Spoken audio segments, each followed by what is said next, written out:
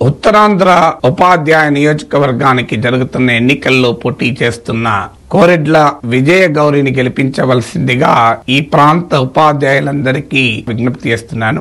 రాజకీయ పార్టీలకు ప్రత్యక్షంగానో పరోక్షంగానో భాగమైనటువంటి వారు ఉపాధ్యాయ నాయకులైనా కూడా న్యాయం చేయలేరు. ఎందుకంటే శాసన మండలిలోకి వెళ్లి అధికారంలో ఉన్న వారి మద్దతుతో గెలిస్తే ప్రశ్నించగలిగే అవకాశం ఉంటుందా?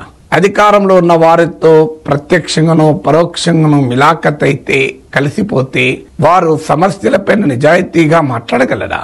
అందువల్ల ఉపాధ్యాయులారా ఆలోచించండి.